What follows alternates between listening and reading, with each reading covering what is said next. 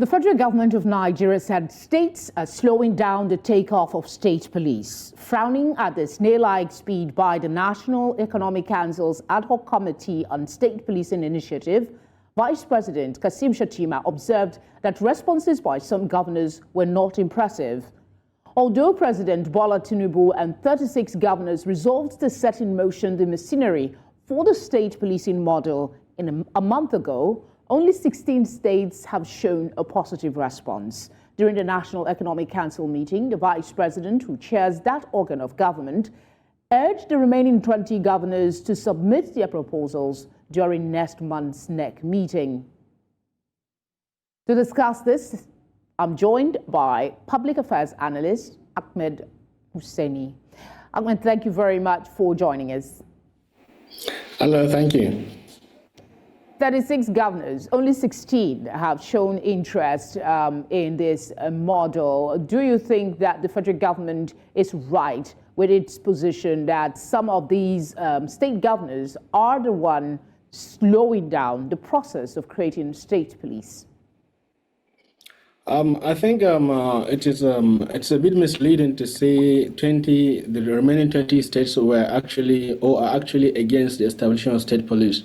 I think what is happening with the remarks made by the Vice President is that 16 out of 36 states actually submitted a memorandum stating their position on the creation of state police.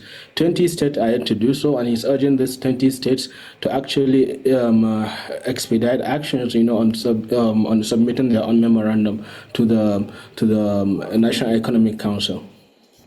While we wait for them to make a decision, the country is experiencing multi-dimensional challenges. Will state policing, in your view, correct the existing fundamental flaws in the security framework?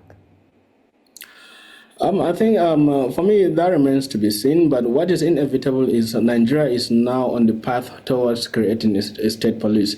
We've had several talks and commitments from various groups agitating for the establishment of state police, but right now we've seen some serious effort on the part of the federal government to put into motion the process for creating state police in Nigeria.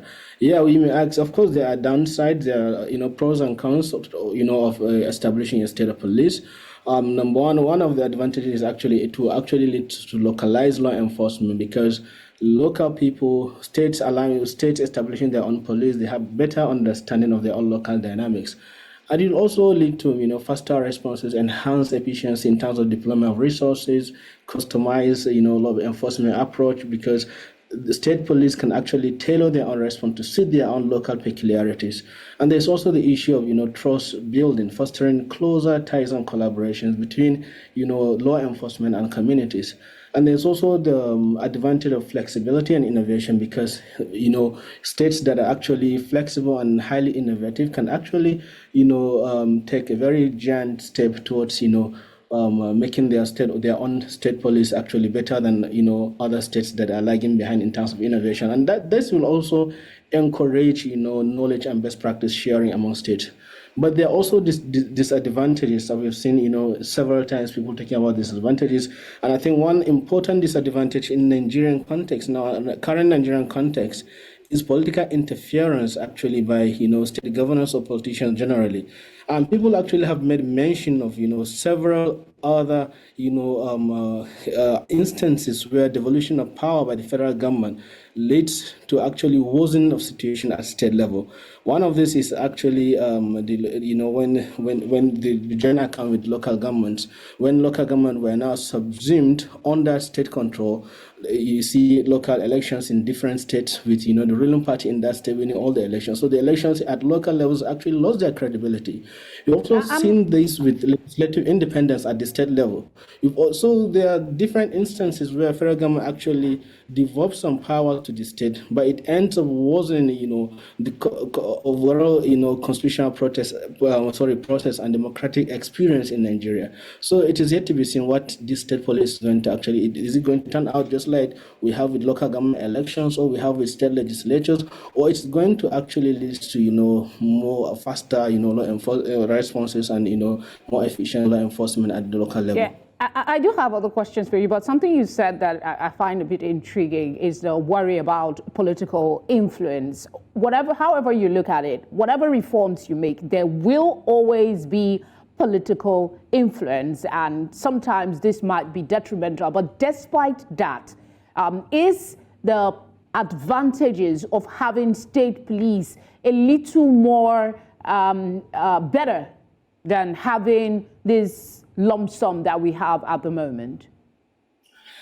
Yes, actually, I believe that if we're going to, if we want to make it work, we can. When we have a state police, we stand to benefit from the advantages of having a localized law enforcement that is compatible with individual peculiarities and local realities in our respective states.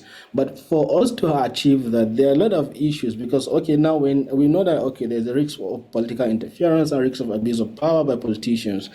We have to actually create or establish some kind of checks and balances in order to stop that. One of these is actually to establish clear jurisdictional boundaries between federal and states, and also some form of coordination mechanism between, among states themselves, because maybe the state police are prosecuting a crime, and then maybe between, say, Kaduna and Kano, they share boundaries, and then, you need to actually understand, at what level does, do the police in actually Kaduna can actually contact or coordinate with ones in Kano if, the crisis or the criminal activity they're investigating actually spills over, to the other state. So there's the issue of coordination. There's also the issue of oversight and accountability. Who is going to actually oversee, this? Who is going to actually ensure there's, accountability? There's also the issue of training and standards, so that, state police officers can have the same rank, or their ranks or ranks standards should be uniform, because they should have their ranks that are equivalent to the ones at the federal level. So you don't have some commissioner of police at the level